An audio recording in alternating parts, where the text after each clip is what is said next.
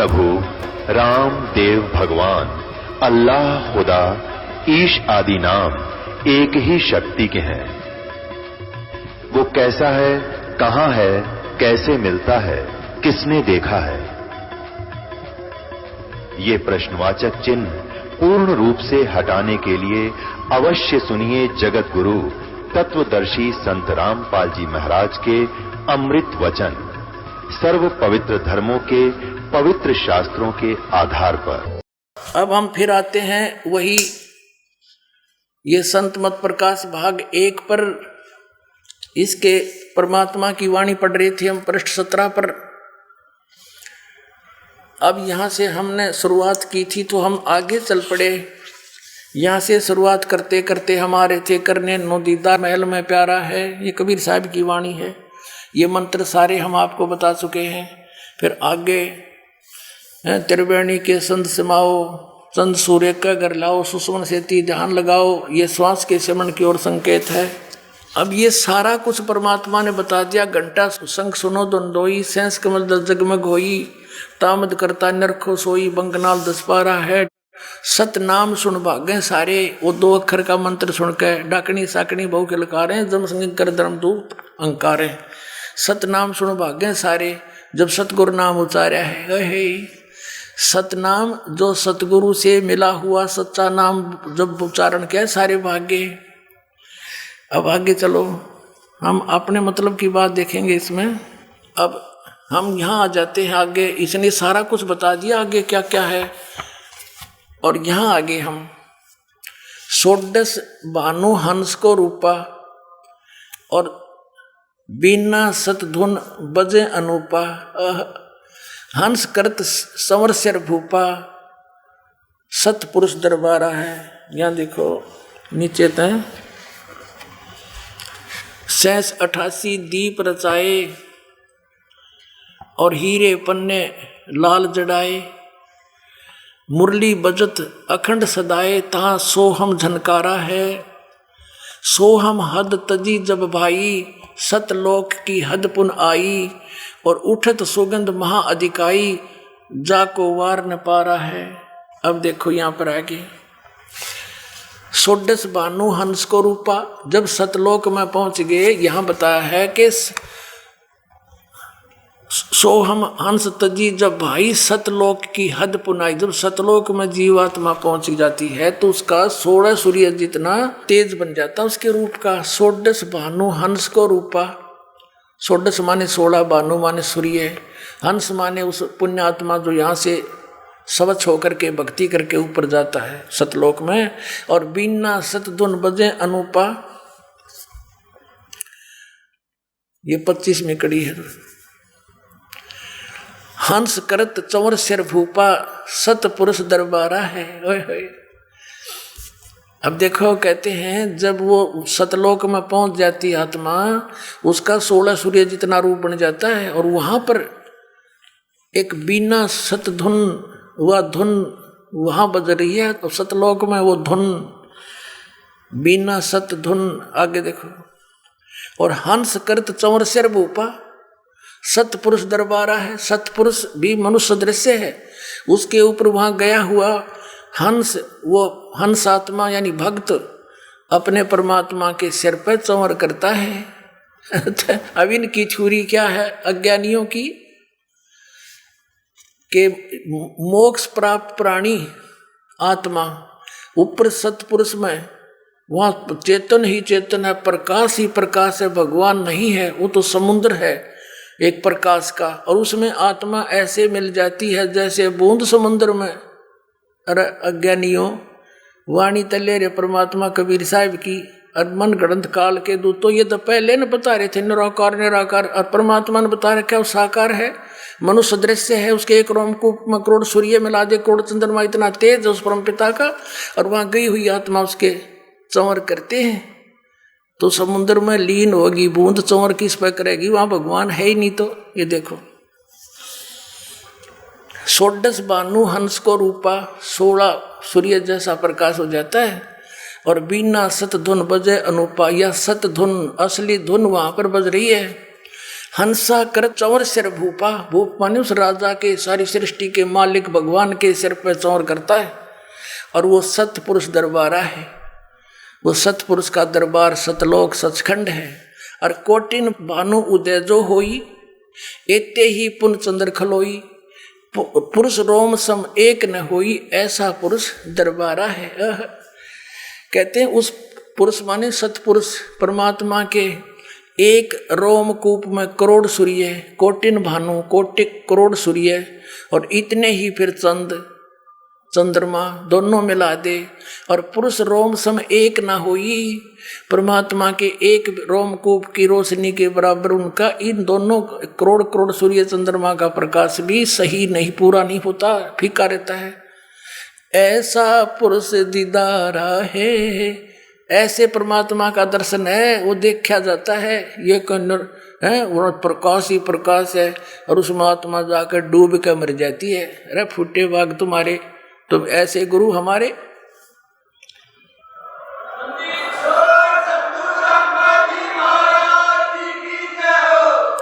अब देखो, इब सतपुरुष से आगे की बातें बताई हैं। आगे अलख लोक है, उस तो आगे उसकी अरब सूर्य जितनी एक रोमकूप की शोभा है। फिर आगे अलख लोक है, अलख लोक है, फिर अगम लोक, फिर अकय लोक है। ये सब बता करके फिर क्या बताया है कि काया भेद किया निर्वारा, ये सब रचना पिंड मझारा। परमात्मा क्या बताना चाहते हैं शब्द के माध्यम से, जो ये समझ नहीं सके इनके गुरु लोग। इसमें ये बताया कि ये जो मैंने बताया है ये सतलोक के अंदर है, लेकिन इस माया ने, इस दुर्गा ने काल के आदेश से उस सतलोक की झूठी रचना इस पिंड के अंदर कर रखी है, इस ब्रह्मांड में बना रखी है। और इस वह पिंड में दिखा है तुमने, यह सारी काल की रचना जो काल ने नकली बना रखी वह इस पिंड में दिखा है। हमारा लोक तो इस तो बाहर है। आगे देखो, काया भेद किया निर्वारा, ये सब रचना पिंड मुझारा, पिंड मानियो शरीर, माया अवगत जाल पसारा, सो कारीगर भारा है। आदि माया दुर्गा ने आदि माया किन्नी चतुराई, और झूठी बाजी पिंड दिखाई। अवगत रचना रची अंडमाही, उस अवगत की ऊपर के लोग जिसकी गति कोई नहीं जानता, उस सतलोक सत अगमलोक अखमलोक अकलोक की रचना रची अंडमाही, इस ब्रह्मांड कहो चाहे अंड कहो, और ताका प्रतिबिंब डारा है। ओहो, आदि माया की नी चतुराई, झूठी बाजी पिंड दिखाई। परमात्मा कहते जो मैंने अभी तक तुम्हारे शरीर के में बताया है, शरीर में ऐसी ऐसी वस्तुएं बना रखी इस काल ने, और ये हैं तो वो ओरिजिनल तो सतलोक में, इसने झूठी बना दी इस ब्रह्मांड में। इस ब्रह्मांड से आपका जो से चैनल बना दिए, इसमें इस शरीर के जो चैनल हैं ये केवल आपके इस ब्रह्मांड तक की वस्तुओं को ही दृष्टिगोचर करवा रहे हैं। इससे बाहर सतलोक की इसमें कुछ भी देखने की नहीं है, ना वह धुन है जो वास्तविक धुन सतलोक में है देखना। आदि माया की नी चतुराई, झूठी बाजी पिंड दिखाई, और अविगत रचना रची अंडमाही। इस अवगत उस परमात्मा के ऊपर के लोकों की रचना इस अंड ब्रह्मांड में रच दी, और उस सच्ची रचना का प्रतिबिंब यानी नकल यहाँ पर डाल दी, प्रतिबिंब डाला है, ओनली नकल बनाई है। और फिर क्या निर्णय करते हैं, शब्द विहंगम चाल हमारी, कहे कबीर सतगुरु देई तारी। शब्द विहंगम चाल हमारी, जैसे पक्षी उड़कर चला जाता है, तुम्हारी इस यहाँ की जो साधनाएं तुम करते हो, इस शरीर के अंदर खसम खसा रहते हो, इसमें नहीं, हम तो ऐसे जाएंगे जैसे पक्षी उड़कर चला जाता। शब्द विहंगम, विहंगम माने पक्षी, उस हमारे नाम की शक्ति से चाल हमारी, कहे कबीर सतगुरु दी तारी। हमारे सतगुरु ने ये चाबी दे दी जिससे सारा ज्ञान खुल गया, और खुले कपाट शब्द जनकारी। ओहो, अंड पिंड, पिंड अंड के पार सो देश हमारा है। ये कति क्लियर कंसेप्ट कर दिया कि जो तुम शरीर के अंदर देखो हो, ये काया भेद किया निर्वारा, तुम्हारी काया में ये सांग जोड़ रखा है इस झूठी बाजी का सो। और यह सब रचना पिंड में धारा, इस पिंड कहो चाहे शरीर कहो, यानी ये पिंड है, ये शरीर टीवी है, ये ब्रह्मांड है, इसको अंड भी कहते हैं, इसको ब्रह्मांड भी इसी को कहते हैं, क्योंकि इसकी इलिप्टिकल शेप है, अंड आकार है, और यो है एक ब्रह्मांड। उसके अंदर पूरे उस परमात्मा की सारी रचना इस ब्रह्मांड में रच दी उसने, उसका प्रतिबिंब इसमें है। तुम इसमें जख मार रहे हो, इसमें तो है नहीं, अंड और पिंड के पार सो देश हमारा है। आदरणीय गरीबदास साहिब ने कहा है, कोई है रे परले पार का जो भेद कहे झनकार का, कोई है रे परले पार का जो भेद कहे झनकार का। असली धुन तो कहते वहां बज रही है सत्य धुन, यहाँ तो नकली धुन है इस काल की, ये आंख बांध कर कान बंद करके बहरे हो गए। ये तो अंड और पिंड के पार सो देश हमारा है, जो इसमें धुन सुना हुआ सब काल की धुन है। बोलो सतगुरुदेव।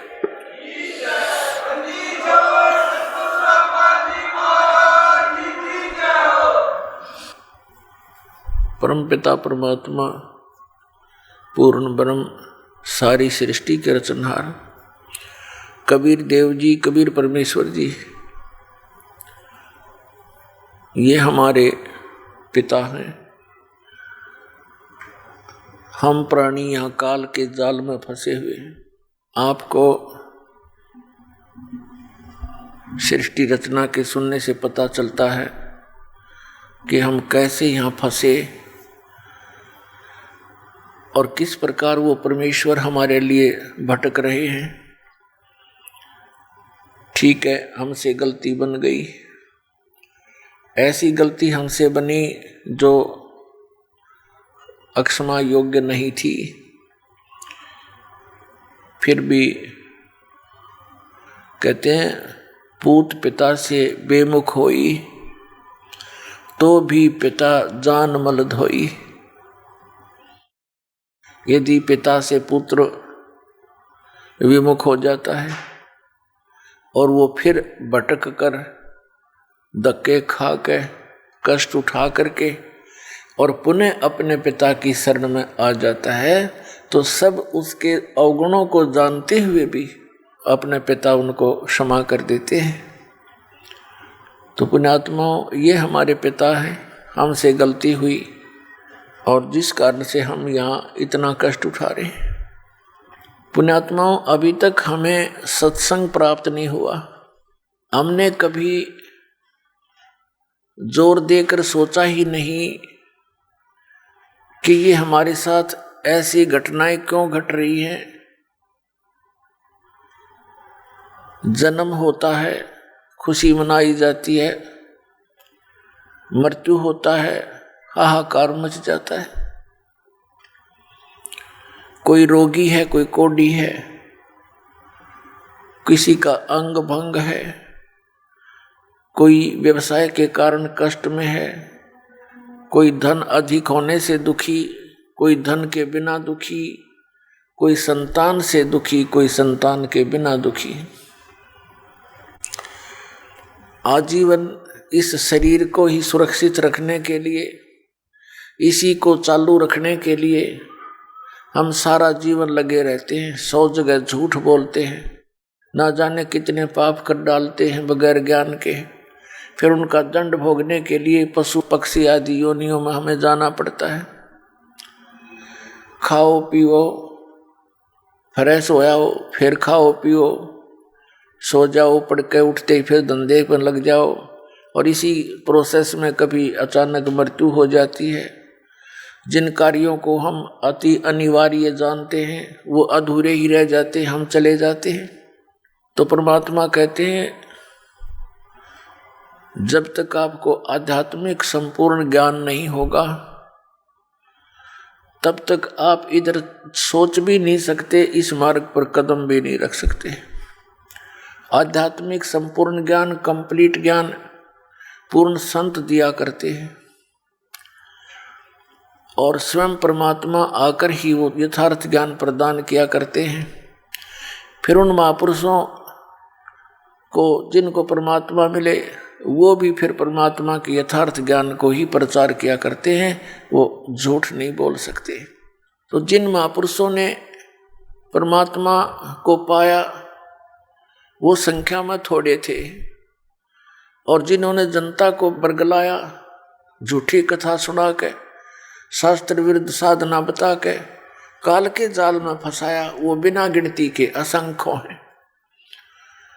तो हमारे आसपास जो हमें ज्ञान प्राप्त हुआ वो अज्ञान था, और जिन महापुरुषों ने ज्ञान दिया वो संख्या में कम थे। उनके ज्ञान पर हमें विश्वास हुआ नहीं, क्योंकि हमें बरगलाने वाले घने व्यक्ति थे।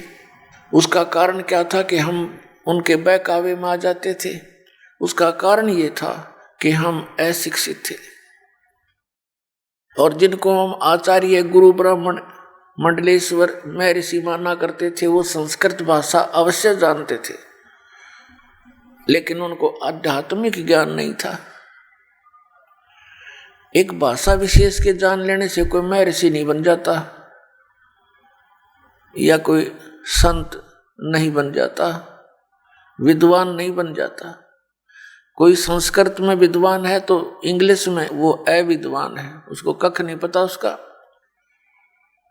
विद्वान कौन होता है? जिसको पूर्ण अध्यात्म ज्ञान है, चाहे वो अक्षर ज्ञान भी नहीं रखता। भाषा प्रथम है, लिपि बाद में बनी है, व्याकरण भी उसी से बनाई जाती है। तो पुण्यात्मा, आज आपको वो सुअवसर प्राप्त हुआ है जो कभी आपको असंख्यों युगों के बाद प्राप्त हुआ होगा। कौन सा सुअवसर? कि ये बीचली पीढ़ी का समय, ये परमात्मा के ठीक का समय, कलयुग का 5500 वर्ष बीत जाना, और इस अध्यात्म ज्ञान का और सतनाम का और सारनाम का सार्वजनिक करने का अवसर समय परमात्मा ने दिया है। और इस समय आपका मानव शरीर, तो पुण्यात्माओं, आपके किस्मत का कोई पैमाना नहीं जिसे नापी जा सके, आप कितने पुण्यकर्मी प्राणी हो। लेकिन जो मार्ग आपको प्राप्त हुआ है, इसके ऊपर अंतिम सांस तक दृढ़ रहना है। जरा सा भी गलती खा गए,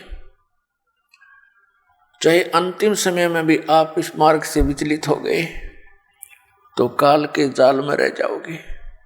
लेकिन आपका किया हुआ ये भक्ति कर्म, सिमरण, सेवादान, ये आपके साथ रहेगा। लेकिन वो साथ तो रहेगा, और वो आपको यहाँ संसारिक काल का सुख भी अत्यधिक प्रदान कर देगा। लेकिन लाभ क्या हुआ उससे? जो उद्देश्य था वो तो रह गया।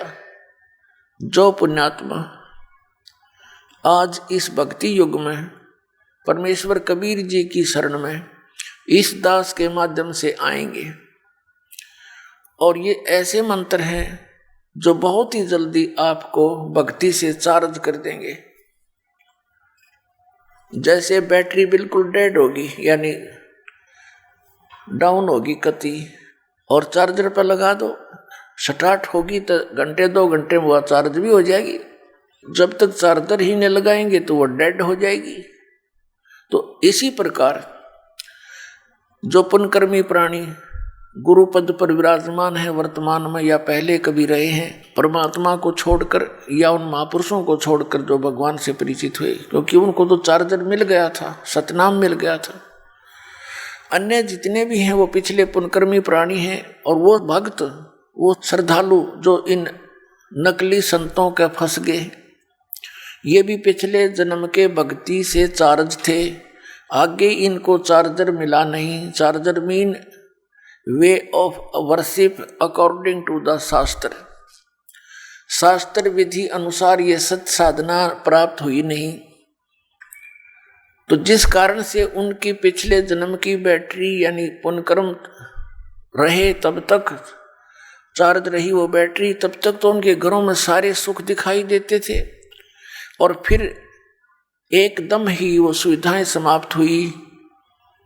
जो ये मान रहे थे कि हम इन राधा स्वामी पंथ के प्रवर्तकों द्वारा, संतों द्वारा दिए मंत्रों को जाप कर रहे हैं, जिस कारण से हमें सुख हो रहे हैं, आज उनके घरों में कैर टूट रहे हैं। पुण्यात्माओं, ये काल का जाल है। काल ये चाहता है कि ये नास्तिक हो जाएं, इनकी आस्था हट जाए भगवान से। और परमात्मा ये चाहता है कि जब तक ये पिछली पीढ़ी का समय आवे तब तक इनकी आस्था भगवान में बनी रहे। कुछ ऐसी लीला वो स्वयं ही करने आते हैं, ऐसी लीलाएं करके जाते हैं जिससे हमारा भगवान में विश्वास दृढ़ रहता है। जैसे द्रौपदी का चीर बढ़ाना, ये श्री कृष्ण के बस की बात नहीं थी, परमात्मा ने स्वयं लीला की थी। सोचल छिद्र मैं करूं अपने जन के काज, तो उनका चीर बढ़ाया था परमात्मा ने सूक्ष्म रूप में आके। तो आज तक हमारी भगवान के प्रति दृढ़ता रही। फिर बीच में ये काल के दूत आ गए, इन्होंने ये कहना शुरू कर दिया, ये महर्षि दयानंद जैसे अज्ञानियों ने, कि ये कभी नहीं हो सकता। अरे जब भगवान मनुष्य जैसे ही कर्म करेगा तो भगवान कहाँ से हो गया? फिर वो परमात्मा उसी को कहते जो अनहोनी को होनी कर दे और होनी को करे अनहोनी। तो अब ये नास्तिकता की तरफ चल पड़े थे। अब जैसे महात्मा बुद्ध कौन थे? ये महापुरुष थे, पुण्यकर्मी प्राणी थे पिछले जन्मों के। ये स्वर्ग में से सीधे पृथ्वी पर जन्मे थे और राजा के घर जन्म हुआ। राज को भी त्याग दिया, क्योंकि जो सुख इन्होंने स्वर्ग में देखा था वो यहाँ के राज्य में नहीं होता। तो इसकी आत्मा तृप्त नहीं हुई इस सुख से, घर त्याग दिया भगवान प्राप्ति के लिए, पुनः उस स्थान की प्राप्ति के लिए। आगे कोई संत सा मिला नहीं जो मार्गदर्शन ठीक कर दे। इसने हठ योग किया, गया के अंदर वट वृक्ष के नीचे बैठकर साधना शुरू की।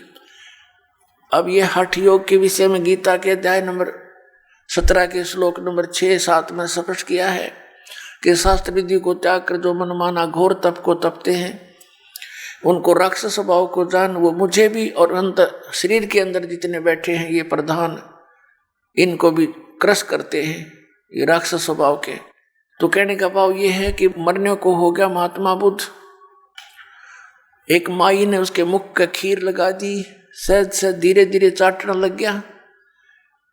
अगले दिन उसने अच्छी खीर खाई, धीरे धीरे फिर वो शरीर स्वस्थ हुआ, चार्ज हुआ उसका शरीर, अन्न के बिना वो कंडम हो गया था।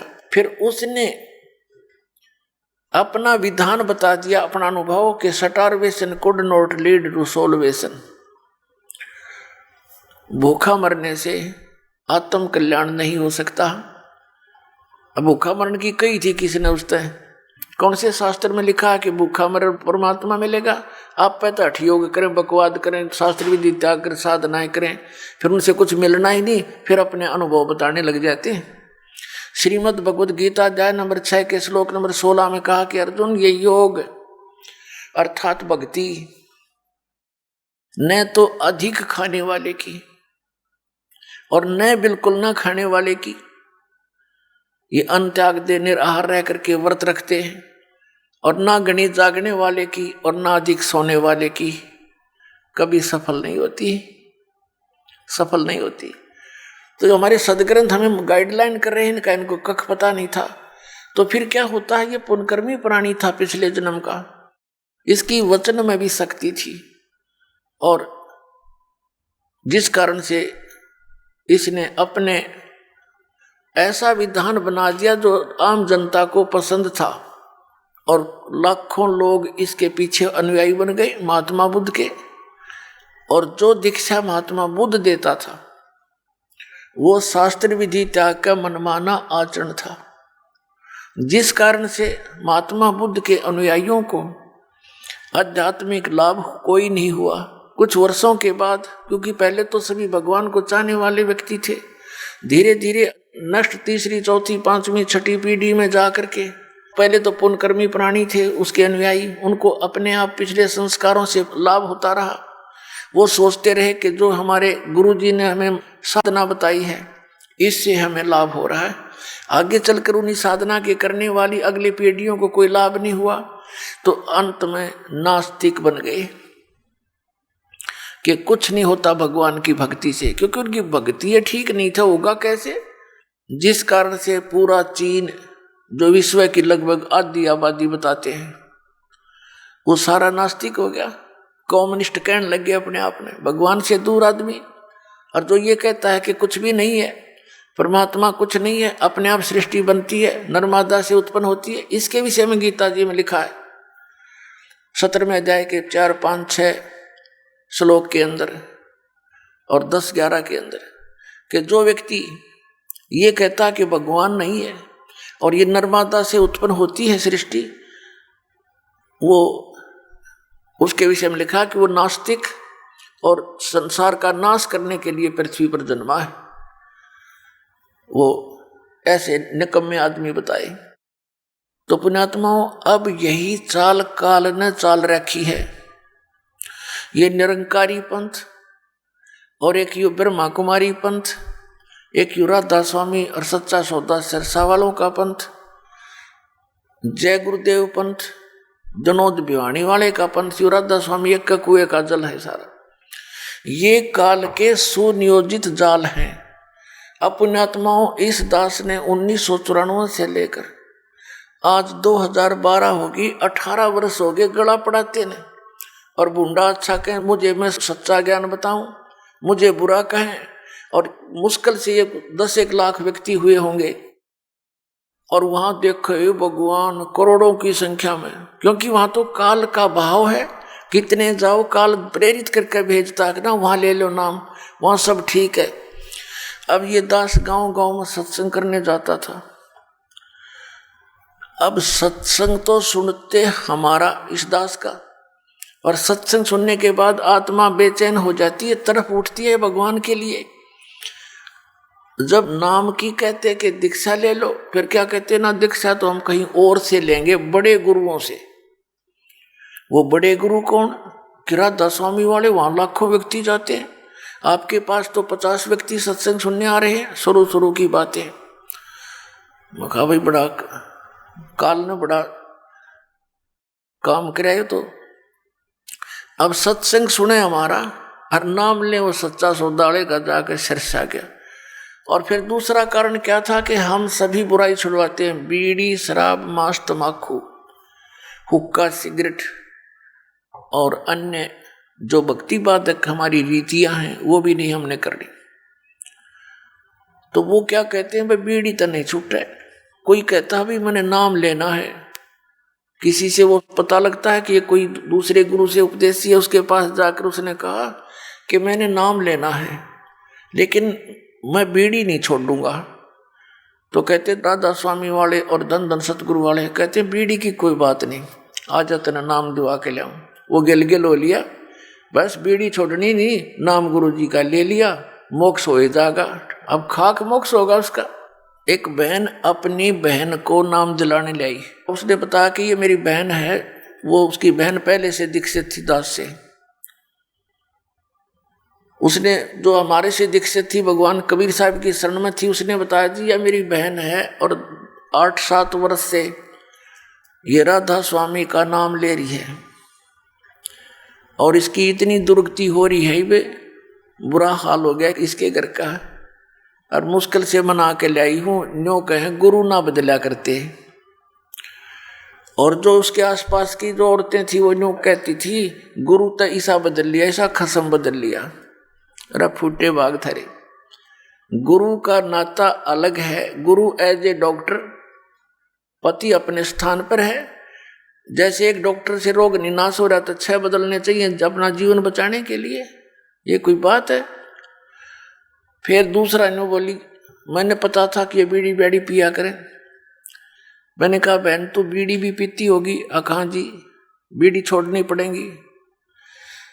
कहने लगी जी ठीक है छोड़ दूंगी, छूटेगी तो। मैं ऐसा नहीं, ये छोड़नी पड़ेगी। अब जी छोड़ दूंगी। वो नो कहने लगी, बोला जी पहले तो मैं नहीं पीती थी, नाम लेने के बाद पीने लगी। अरे थोड़े फोटे भाग, नाम ले पा छोड़ दिया करें, शुरू कराया करें, तारी सारी उल्टी रीति। वो कहने लगे जी मैं पहले नहीं पीती थी, सत्संग करती थी गांव में, औरतें जैसे उनकी चर्चा होती है, ज्ञान चर्चा, तो वहां बीड़ी का प्रसाद देते हैं। एक प्लेट में खोल के बीड़ी अलग अलग और माचिस बीच में एक रख देते हैं और सब ने अनिवार्य होता बोले प्रसाद पी ले, क्यों शिवदयाल जी भी हुक्का पाड़ा करता, तो इनका हुक्के कोई आंट नहीं तमाकू की। और परमात्मा कहते अमल आहारी आत्मा कदे न पावे पार, भांग तमाकू छोतरा आफू और शराब, कह कबीर कैसे हो बंदगी ये तो करें खराब। अब प्रसंग चल रहा है, हम उसी पर आते हैं। तो वहां से नाम ले आए, क्यों वहां कोई मर्यादा की आवश्यकता नहीं, सारे संसारिक कर्म वैसे ही करते हैं जो एक भगत को नहीं करने चाहिए। तो कहने का भाव दास का ये है कि ये सभी पंथ काल के चलाए हुए हैं। जैसा आपने पहले भी सुना है कि काल ने कहा था कि कलयुग में जब आप भेजोगे अपना अंश, जैसे परमात्मा ने कहा कि जब 5505 वर्ष कलयुग बीत जाएगा तब ये बात मेरी साची होगी। क्या साची होगी कि मैं कलयुग में उस 5500 जो वर्ष कलयुग बीत जाएगा अपना अंश भेजूंगा, अपनी प्यारी आत्मा अपना दास भेजूंगा, और वो सतनाम देने का अधिकारी होगा। उसके ज्ञान को सुनकर के सभी पंथ और सभी मजहब भक्ति करेंगे विधिवत, सब बुराई छोड़ देंगे और सभी एक हो जाएंगे और पूरे विश्व में सतनाम का जाप करके सिमरन करके मोक्ष प्राप्त करेंगे और सब बुराई से दूर हो जाएंगे। सतयुग जैसा माहौल पूरी पृथ्वी पर इस भक्ति युग में एक बार पुनः फिर होगा। तो तब काल ने कहा था कि मैं और भी बहुत से पंथ आपके सतलोक सचखंड के नाम ले लेकर चलवा दूंगा, और वो सभी पंथ वो नाम मेरा ही जाप करेंगे काल का, यानी सतनाम को छोड़ के और जितने भी मंत्र हैं और सार नाम आदि नाम को छोड़कर सभी जाप काल के हैं मंत्र विधि, और उनके जाप करने वाला काल कहता है मेरा ही होगा। ये प्रोमिस करा था परमात्मा से, प्रार्थना करके वचनबद्ध किए थे भगवान आपका नाम जपे आपका, आपकी भक्ति करें आपके और मेरी करें वो मेरे। तो एक सतनाम और सार नाम को छोड़कर सभी मंत्र काल के हैं, तो वो अपने आप काल के जाल में रहेंगे। तो इस काल ने कहा था कि 12 पंथ करूं मैं साजा, नाम तुम्हारा ले करूं आवाजा। 12 पंथ नाम जो ले ही वो मेरे मुख आन समोही, और अनेक पंथ चलाऊं। वो 12 पंथों से अलग कहता और अनेक, जैसे ब्रह्मा कुमारी, राधा स्वामी पंथ, धन धन सतगुरु सच्चा सौदा जगमाल वाली और सिरसा पंथ, और ये जय गुरुदेव पंथ, वे 5 नाम जाप करते हैं। सच्चा सौदा ने थोड़ी सी चतुरता कर ली, काल मूर्त सब स्वरूपी राम सतपुरुष, ये कोई मंत्र है? ये तो एक महिमात्मक नाम है, उस परमात्मा के उपमात्मक नाम है, उसको तो हमने पाना है उस सतपुरुष को, अकाल मूर्त को। जल की महिमा सुनाई जा रही है, जल पानी नीर करते रहो। क्या जल मिल जाएगा? उस जल पानी नीर को तो हमने ढूंढना है, उसका प्रोसेस अलग है। हैंडपंप लगाओ, वो की मारो, और फिर हैंडपंप ऊपर लगेगा मशीन, और फिर उसकी पूजा करो, उसको हलाओ, सेवा करो, वो जल निकलेगा। ऐसे ही सतनाम और आदि नाम और प्रथम के वो 5 नाम, ये पूरा प्रोसेस है उस जल को प्राप्ति का, उस सतपुरुष को प्राप्ति का। ये पूजा ही नहीं है, पूजा उसकी होती है जिसको इष्ट रूप में हम मानते हैं। जैसे एक पतिव्रता बेटी होती है, पतिव्रता पत्नी होती है, वो अपने ज्वाइंट फैमिली में रहती है, जेठ भी होते हैं, जेठानी भी होती है, देवर और देवरानी भी होती है, सास ससुर भी होते हैं, छोटी बड़ी ननद भी होती है, रिश्तेदार भी आते हैं, और भी कोई मित्र प्यारे उसके पति और ससुर के आते हैं। तो सबका आदर करती है, सबसे प्यार से बोलती है और बहुत अच्छा व्यवहार करती है, लेकिन वो उनकी पूजा नहीं कर रही, वो पूजा तो अपने पति की कर रही है। आदर सत्कार कोई अन्य वस्तु होता है, अब पूजा में और सत्कार में दिन रात का अंतर होता है। अब जैसे वो पहले ऐसे ढंग से रहती है घर में, पतिव्रता लड़की में सारे गुण होया करें, वो एक गुण से पतिव्रता नहीं बन जाती, वो तो पतिव्रता लट्ठम लट्ठा रहे, सारा दिन ननद गेलिया, कदे सास के साथ, कदे ससुर कने गाली दे रही, वह क्या की पति भरता हो तो कड़ी आ रही है। तो पति भरता के अंदर सारे गुण होया करें। पति भरता तो है ही है, साथ में वचन भरता भी होनी चाहिए, यानी ऐसे वचन बोले जो किसी दुख ना दे। तो वो ऐसी लगती है कि जैसे सबको बहुत अच्छा प्यार देती है, सबको अपनी सी लगती है। लेकिन जब वो ज्वाइंट फैमिली अलग होती है, वो ज्वाइंट फैमिली में रहती थी, इकट्ठा परिवार में रहती थी, जब वो भिन्न भिन्न होते हैं तो उस समय देखो पूजा किसकी करती थी, उसके हिस्से में एक चम्मच भी आई होगी उसको भी नहीं छोड़े, जब बैठा लाओगी कि मेरी है, अपने पति के साथ अपने घर में चली जाएगी जो उसके हिस्से में आए हैं, फिर ना देखो उनकी तरफ जाकर कर भी। तो पुण्यात्माओं, हम यहाँ इस पृथ्वी पर रह रहे हैं, हमारा एक ज्वाइंट फैमिली है, उसमें हमारे मुखिया कौन है? ये तीनों देवता, रजगुण ब्रह्मा, सतगुण विष्णु, तमगुण शिव जी, दुर्गा और गणेश, और साथ में ये ब्रह्म। तो हम इनके साथ रह रहे हैं, ये हमारी ज्वाइंट फैमिली है, ये यहाँ के प्रधान हैं। तो यहाँ के प्रधानों से हमें, जब तक हम यहाँ रहेंगे तो सभी सुविधाएं नहीं से प्राप्त होगी हमें। और जब हम यहाँ से चलेंगे तो हम इनकी जो साधना करते हैं, ये पूजा नहीं करते, ये हमारा एक नैतिक धर्म बना है, इनका सत्कार करें, बड़े छोटे का यथोचित सत्कार करना हमारा कर्तव्य बनता है। तो हम इनका सत्कार करते हैं, पूजा नहीं करते हैं। जैसे आपने बैंक लोन ले रखा है और साथ में मीटर कनेक्शन ले रखा है, बिजली का, पानी का और टेलीफोन कनेक्शन ले रखा है, तो इन सब का जो तुम बिल भरते हैं आप, तो पूजा थोड़ी है, वो तो उनका देना है, उसको प्यार से दिया जाता है, प्रेम के साथ उनके साथ व्यवहार, अपना कांटेक्ट रखा जाता है। तो वो पूजा नहीं है, वो हमारा अपना जो एक शिष्टाचार होता है, उस आधार से हम उनको बैंक का लोन भर रहे हैं तो वो हम प्यार देते हैं, चाय पिलाते हैं, बैठो जी, आओ जी। और हम बैंक लोन ना देंगे तो अगले दिन गाड़ी लेकर आ खड़े होंगे, अब भाई तेरा सील करते हैं। तो इसी प्रकार हमने सतलोक चलना है, और यहाँ के जितने भी ये प्रधान हैं, इनका कर्जा हमने उतारना है। उस कर्जे को उतारने के लिए, उस लोन को उतारने के लिए हमने कौन कौन सी साधनाएं करनी है, कौन कौन सी मजदूरी करनी है। साधना का अर्थ मजदूरी होता है और पूजा अलग होती है। तो साधना तो प्रोसेस है, जैसे हम पूजा तो करते हैं जल की, और साधना कौन सी है, वो हैंडपंप लगाते हैं, वो हमारी साधना है। फिर ऊपर मशीन लगाते हैं और मशीन लगा के फिर जल निकालते हैं, वो भी साधना में ही है। और उद्देश्य क्या है सब मजदूरी करने का, कि हमें जल मिले। तो जल के लिए सारा कुछ ये प्रोसेस हो रहा है। ब्रह्मा विष्णु महेश के जो मंत्र आपको दिए जाते हैं, ये प्राथमिक चिकित्सा समझ लो आपकी। तो ये हमारी पूजा नहीं है, ये तो मजदूरी है। लेकिन पाना क्या है हमने जल पाना है, वो अकाल मूर्त पाना है, वो सतपुरुष पाना है, उसका प्रोसेस है। ये 5 नाम प्रथम आपको दिए जाते हैं। तो ये पहले केवल 5 नाम ही दिए जाते थे, क्योंकि परमात्मा ने कहा था, धर्मदास मेरी लाख दुहाई, और ये सार मूल ज्ञान की तबार ना चाहिए। अभी इस मूल ज्ञान को सार्वजनिक नहीं करना। इन 5 नामों के जाप से बहुत लाभ होता है। यहाँ का संसारिक लाभ आपको कलम तोड़ मिल जाएगा इन 5 नामों से, जो आपको 7 दिए जाते हैं अब, प्रथम और लास्ट।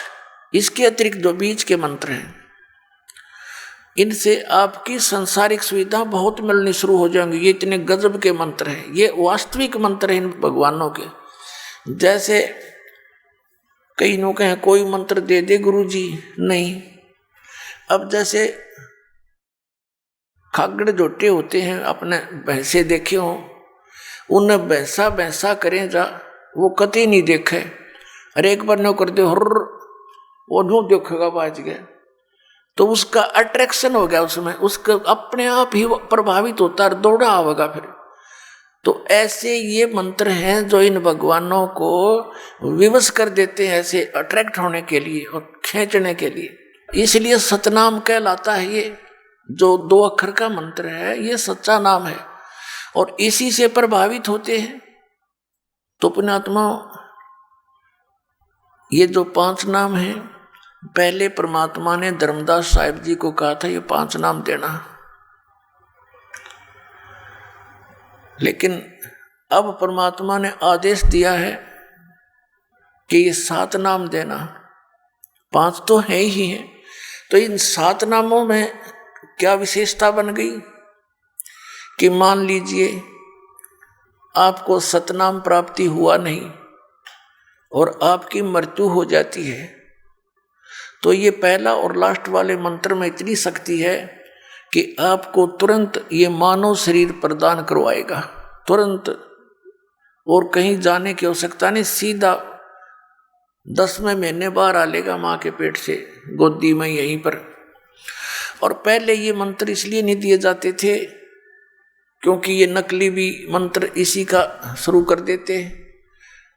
और उस समय क्या था, मालिक ये 5 नाम इसलिए देगी कि इनसे इनको यहाँ संसारिक थोड़े बहुत सुख मिलते रहेंगे, ये घने दुखी ना होंगे, मोक्ष तो इनसे नहीं हो सकता इस तरह के जाप से। लेकिन समय पर रोटी कोठी और ये संसारिक व्यवसाय जो तुम समझते हो, ये इससे ठीक चलते रहेंगे। तो इसलिए ये प्रदान किए जाते थे कि ये इनमें कुछ तो आस्था भगवान की बनी रहेगी, क्योंकि परमात्मा अलग दिखा देता है जो भक्ति करने वाले को कि मुझे आज लाभ भगवान की तरफ से हुआ है। ऐसे था। तो उस समय यदि मनुष्य जीवन शीघ्र भी मिल जाता तो भी कोई लाभ नहीं था, क्योंकि सतनाम और सारनाम देने का वो टाइम नहीं था। अब ये समय आ गया सतनाम और सारनाम देने का। और इसमें वैसे तो मंत्र, ये प्रथम मंत्र लेने के बाद भी आपको काल अटैक नहीं कर सकता, आपकी अकाल मृत्यु नहीं हो सकती। आप दास बार बार कहता है कि ये काल का दाव कैसे लगता है कि हम मर्यादाहीन हो जाते हैं, नाम खंडित कर देते हैं। और जिस समय आपका नाम खंडित हो गया और कुदरती आपके प्रारब्ध का मृत्यु का समय भी निकट आ गया उसी दौरान, तो आप पर अटैक हो जाएगा। कुछ एक ऐसे भक्त हैं जो नाम ले लेते हैं और नाम भी कई बार खंडित कर लिया और वो अभी तक जीवित है, तो अभी उनका वो ठीक का समय ना आया है, वो मृत्यु का समय नहीं होगा, इसलिए दाव लग रहा है। तो पुण्यात्मा, आप जी ने नाम लेने के बाद मर्यादा को सबसे अधिक महत्व देना है। भक्ति से कम भी हो जा लेकिन मर्यादा रहे। जैसे आप जी समुद्री जहाज में बैठ गए, तो जहाज में बैठे, जहाज चल रहा है और उससे नीचे उतरने की चेष्टा करोगे तो डूब कर मर जाओगे। तो कुछ समय के बाद आपकी स्थिति ऐसी हो जाएगी, कैसी, और फिर मर्यादा रखने से लाभ होगा। मर्यादा खंड होने से कितनी हानि होती है। जैसे माता गर्भ को रखे यत्न बनाए, ठेस लगे तो क्षीण होए, ऐसे भक्ति जावे। जैसे माता गर्भ को रखे यत्न बनाए और ठेस लगे तो क्षीण होए, छिन्न हो जा, नष्ट हो जाती है, ऐसे भक्ति जाए। अब जैसे माता को गर्भ रहा हो, फिर वो कितनी सावधानी बरतती है उस अपने लाल को, बच्चे को, बेटा या बेटी को जो उसके गर्भ में पल रहा है, उसकी कितनी सावधानी बरतती है कि कहीं मेरा गर्भ खराब ना हो जा। रात को करवट लेती है माता, तब भी उसको चिंता बनी रहती है कहीं मेरे बालक पर दाब ना आ जा। एकदम फड़क के उठती है, चलती है, कदम रखती है पृथ्वी पर तो भी बड़े नाप तोल के रखती है, कहीं झटका लग जा, बच्चा खराब ना हो जा, तो अपना लाल प्राप्त कर लेती है। इसी प्रकार जिस दिन आपको उपदेश मिल गया उसी दिन आपके अंदर भक्ति का बीज गिर गया, ये सत्कर मान लेना। धीरे धीरे आप भक्ति की सब क्रियाएं करते रहोगे तो ये भक्ति रूपी लाल आपका अंदर फल पल रहा है, और इसमें थोड़ी सी मर्यादा हीन हो गई तो ये खंड हो जाएगा, अपने आप अक्षीण हो जाती है भक्ति। तो जैसे इसमें मर्यादा बहुत अनिवार्य है, जैसे सीता जी थी, श्री रामचंद्र की पत्नी, वनवास में थे, कुटिया बना कर रह रहे थे, एक बगीची भी बना रखी थी छोटी सी फुलवाड़ी सी फूलों की। तो उसमें एक ऐसी कोई घटना घटी इनके साथ, वो लंबी कहानी है या नहीं बताऊंगा। तो उन्होंने एक रेखा खींच दी थी झोंपड़ी के चारों तरफ, और सीता से कह दिया था लक्ष्मण जी ने कि माता, वो बड़ी भाभी थी, उसको माता के तुल डील करता था कि आप जी इस रेखा से बाहर ना जाना, जब तक आप इस रेखा में रहोगी आपको कोई हानि नहीं कर सकता, ना जंगली जानवर कर सकता, ना कोई दानव कर सकता, राक्षस नहीं कर सकता। और वो दोनों भाई फिर मृग के पीछे चले गए थे। एक स्वर्ण मृग दिखाई दिया था, सीता ने कहा था इसको लाओ, किसी तरह लाओ। अब दोनों भाई चले गए उस सीता के कहने से। पीछे से रावण, लंका का राजा, एक साधु वेश बना के वहां आया, सीता को उठाने के उद्देश्य से, अपहरण करने के उद्देश्य से। और जो ही वो निकट गया, उसने कहा कि माई भिक्षा देना। तो सीता ने कहा आ जाओ महाराज, कुटिया के निकट आकर ले जाओ। वो जो ही आगे को बढ़ा, रेखा के निकट आते उसमें से अग्नि की लपट निकली। 10 कदम पीछे रावण भाग कर गिरा और कहा कि तुम साधु संतों के साथ ऐसा व्यवहार करते हो, भिक्षा देनी है तो बाहर आकर दे दे। अब सीता ने अपनी जीव सोच से सोचा था कि फर्क पड़े है, साधु है, अभी दे आती हूँ भिक्षा, अभी आ जाती हूँ वापस। अब वह भिक्षा लेकर बाहर को चली, रेखा पार कर गई, और जो ही भिक्षा डालने लगी उसने बाजू पकड़ ली यहीं से और गेर ली कंधे पे, जा पिटकी 9 लखा बाग में। उसकी जरा सी लगी, क्या फर्क पड़े, और के नाश करा दिया उसने। वह मूर्ख थे तो ये कह कर गए थे इससे बाहर मत जाना, तेरे को हानि हो जाएगी। और फिर कितना नाश कराया, करोड़ों व्यक्ति मारे गए, तब उसको छुटवा के लाए। तो पुण्यात्माओं, ऐसे ये मर्यादाएं हैं। ये लक्ष्मण जैसी रेखा समझ लेना जो मालिक ने बता रखी है। आन उपासना नहीं करनी, बीड़ी शराब मांस तम्बाकू छूना भी नहीं है, किसी और देव पर आसक्त नहीं होना, हमने पतिव्रता पद पर आना है। जैसे जो पति भरता पति से राती, आन पुरुष नहीं भावे, बस पीहर में सुरत परितम में, ऐसे ध्यान लगावे। पतिव्रता पत्नी अपने पति के अतिरिक्त किसी भी पुरुष से, वो किसी प्रकार का भी, उसको कोई वस्तु वांछित नहीं होती। कहने का भाव यह है, चाहे कोई सोने का स्वर्ण का बन करके पुरुष खड़ा हो जा, उसमें उसका पति वाला भाव नहीं हो सकता। तो ऐसे ही हम अपने कबीर परमात्मा और पूर्ण परमात्मा कबीर साहिब जी के अतिरिक्त किसी भी देव से, किसी भी अन्य देवता से, भगवान से हम कोई भी वस्तु नहीं मांगे। यदि उनकी तरफ जरा सा भी ध्यान हमारा गया कि ये इससे अर्ज करो मुझे ये वस्तु दे दे, तो हम पतिव्रता पद से गिर गए। क्योंकि जो परमात्मा ने साधना बताई है उससे ये अपने आप देंगे। कैसे देंगे?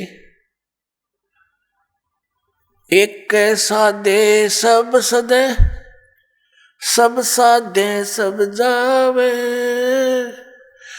माली सींचे मूल को, फले फूले अगाए।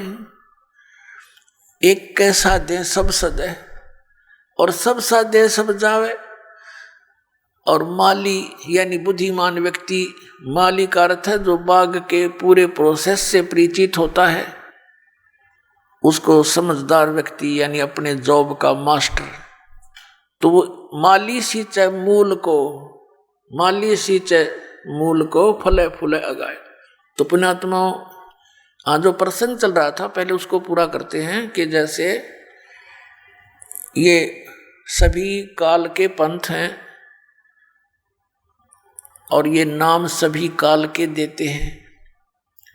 पांचों नाम जैसा आपको घटरामायण में दिखाया था, पांचों नाम काल के जानो, पांच नाम जीव जब भाखा और छठवां नाम गुप्त कर रखा, इन दोनों छठवां नाम भी कोई नहीं।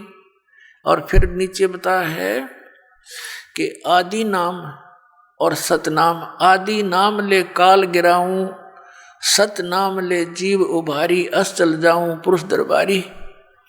सतनाम ये 2 अक्षर का मंत्र है जिसमें एक ओम है, एक तत् है। श्रीमद् भगवद गीता अध्याय नंबर 17 के श्लोक नंबर 23 में लिखा है, ओम तत्सत इति निर्देश ब्रह्मण त्रिविद समर्थ है। ब्रह्मण माने सच्चिदानंद घन ब्रह्म के पाणी का एक ओम तत्सत, केवल यही मंत्र है, नथिंग एल्स। पूरी श्रीमद् भगवद गीता के अंदर केवल 2 स्थानों पर नाम के विषय में जानकारी है। एक तो 8वें अध्याय के 13वें श्लोक में, वो तो गीता ज्ञानदाता ये ब्रह्म है, श्री कृष्ण जी में बोल रहा है। वो कह रहा है कि ओम इति एकाक्षरम ब्रह्म व्यवहारण माम अनुसमरण ये प्रियाति तजन देहम सयाति परमाम गति। मुझ ब्रह्म का केवल एक ओम मंत्र है, ओम अक्षर, नथिंग एल्स। और जो इसको अंतिम श्वास तक भक्ति करता हुआ शरीर छोड़कर जाता है तो उससे परम गति को प्राप्त होता है। कौन सी परम गति? जो ओम से परम गति हो सकती है। ओम से कौन सी गति होती है? ब्रह्मलोक प्राप्ति होती है। ब्रह्मलोक में गए हुए प्राणी भी वापस आते हैं, 8वें अध्याय के 16वें श्लोक में लिखा है। और गीता ज्ञानदाता 2 अध्याय के 12वें श्लोक में, 4 अध्याय के 5वें और 9वें श्लोक में, 10वें अध्याय के 2 श्लोक में गीता जी में कहता है, अर्जुन तेरे और मेरे बहुत जन्म हो चुके हैं, तू नहीं जानता मैं जानता हूं। तो इसी सिद्ध है कि ब्रह्म का मंत्र का जाप करने वाले भी जन्म मृत्यु के दीर्घ रोग में ही ग्रस्त रहते हैं। फिर 17वें अध्याय के 23वें श्लोक में बताया कि उस सच्चिदानंद घन ब्रह्म की साधना। कौन से सच्चिदानंद घन ब्रह्म?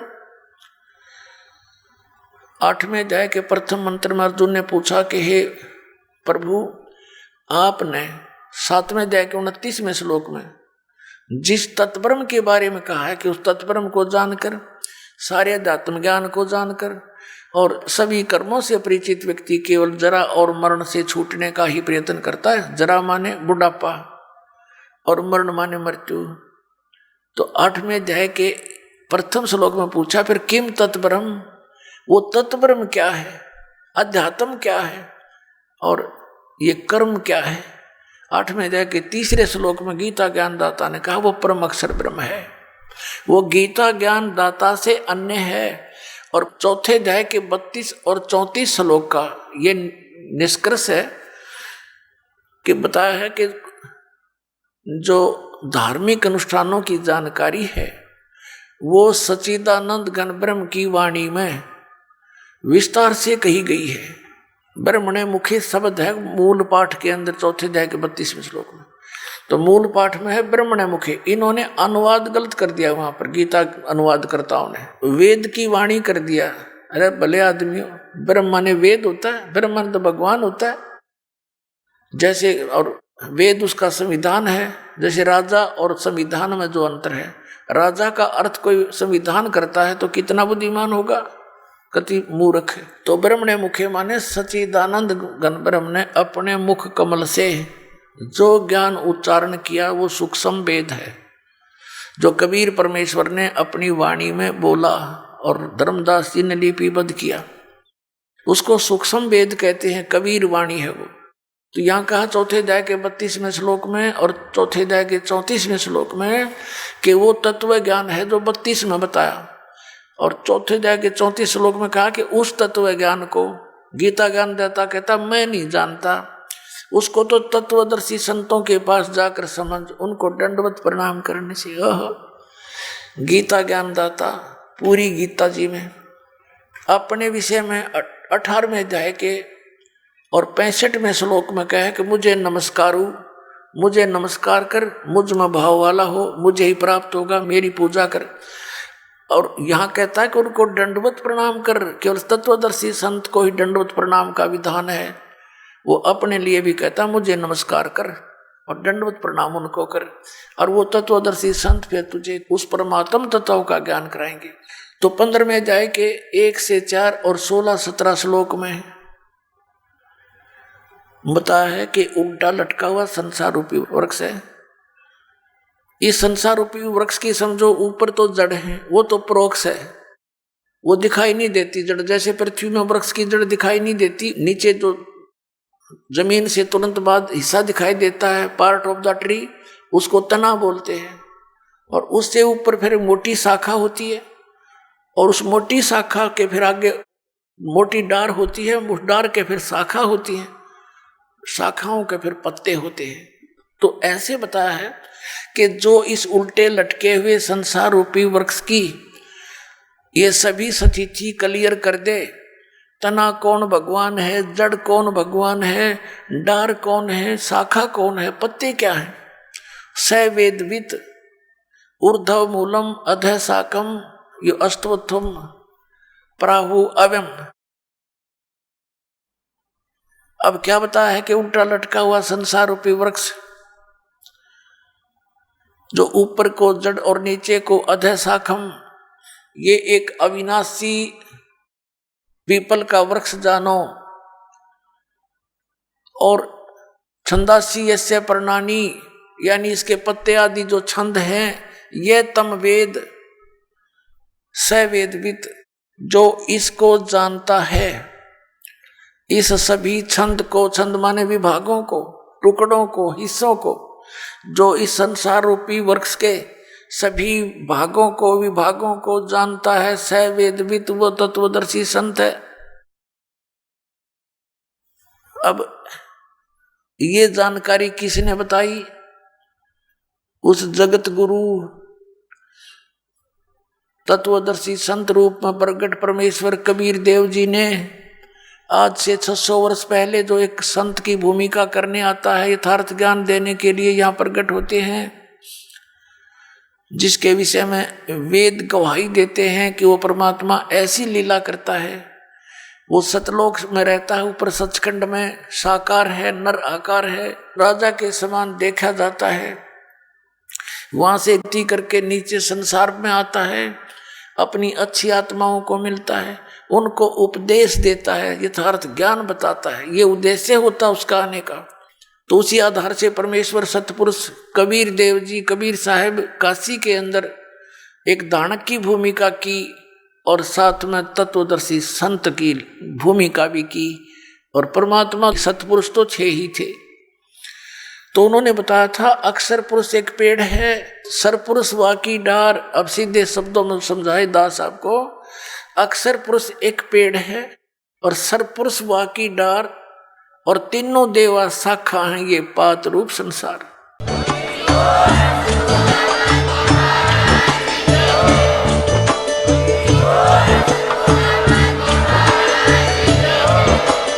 आप सुन रहे थे जगत गुरु तत्वदर्शी संत रामपाल जी महाराज जी के मंगल प्रवचन। अधिक जानकारी के लिए विजिट कीजिए हमारी वेबसाइट www.jagatgururampalji.org। संत रामपाल जी महाराज जी के शुभ आशीर्वाद से पूरे विश्व भर में 500 से भी ज्यादा नाम दीक्षा केंद्र हैं, जिन पर संत रामपाल जी महाराज जी द्वारा ऑनलाइन निःशुल्क नाम दीक्षा दी जा रही है। अपने नजदीकी नाम दीक्षा केंद्र का पता करने के लिए संपर्क करें 8222880541।